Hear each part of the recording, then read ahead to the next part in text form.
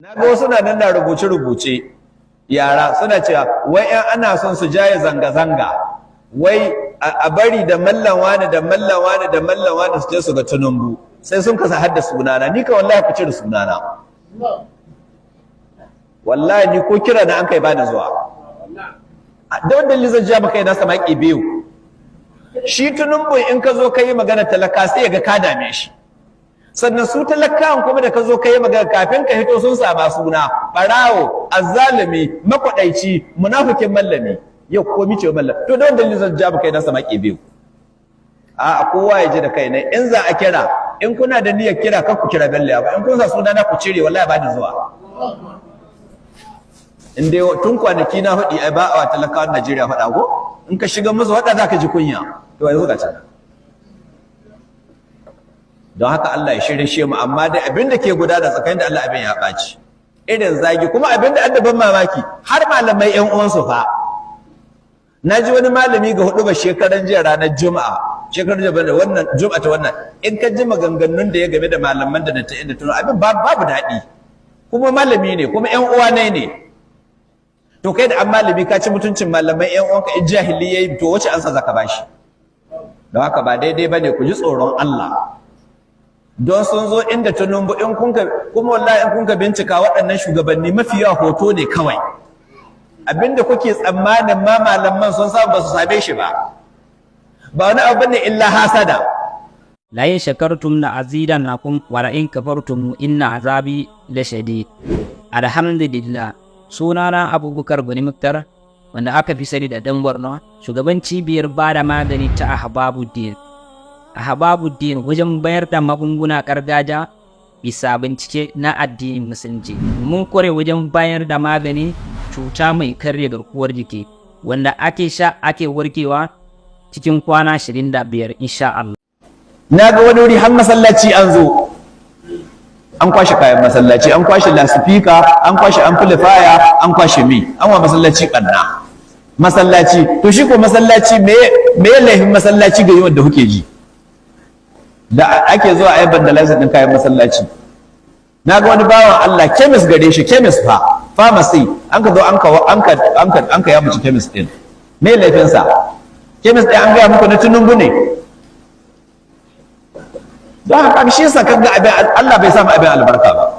kuma da ma abin da malamai sun kawo gudu kenan an kashe mutane ba bisa haƙƙi ba an tozarta wasu an talauta wasu an zo masana'antar su ba ta gwamnati bace ba da bai da alaka ba ma ma'aikacin gwamnati bane an zo an yasa shi mai shago to shi ko wannan me za a ce mishi da ku ji tsoron Allah ya ku musulmi neman haƙƙi ba laifi ne mutum ya nemi haƙƙinsa ba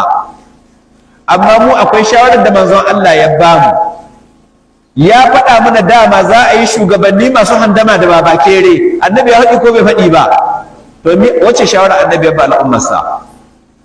yace su yi hankuri za mu ƙetare shawarar manzo Allah mai musulman wani ba zai yi ba gare mu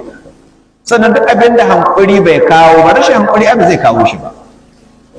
tun da yanzu ga inda an ka abin ba wasu ƙasashe suna nan suna cewa matasan Najeriya sun ba su kunya da sunan zanga-zanga abu ya koma sata ga yana ana nunowa wannan ya an fashe shagon wani wannan ya ɗauko kwalin indomi ko shine mayunwaci wannan ya ɗauko kwalin taliya wannan ya ɗauko mai sunanta kwamfuta akwai wani nan da an ka nuno ya rike da kwamfuta ya ɗauko wani lalatacce ma katifa tsohuwar katifa ba sabuwa ba tsohuwar katifa ya goyo sai an ka yi hira da shi daɗa ko bai san ɗan jarida ba ne ya ce wallahi dama ina da ɗan aure ban da kuɗi to ga katifa na fara samu to katifa ita za ta yi ma aure sai da ita za ta zama matarka katifa an fashe gidan mutane ya ɗauko kuma katifa nan ba sabuwa ba tsohon katifa don Allah ne ya ka ban kunya ka gani to Allah ya shirya da mu amma dai zagin malamai wallahi ba abin alheri bane abinda da faɗi daidai Allah shi ba mu lada da ni da ku da kun ka saura inda kuskure ya abku Allah shi yafe mini shafe cikin zukatan ku Allah muna roƙonka Allah ka shiryar da mu ka shiryar da muna da shugabannin mu kaga yanzu ni ga fahimta ta an yi wanwa ya nuna ashe da shugabanni da talakawan duk azalumai ne haka yi ko ba haka yake ba duk mai zuwa ya fashe shagon dan uwa ne, ka sani wannan ba shagon gwamnati bane, ba shagon ma'aikacin gwamnati bane, ka fashe ka kwaso barawo an ta olle shi olle buruku, barawo ne ko ba barawo bane,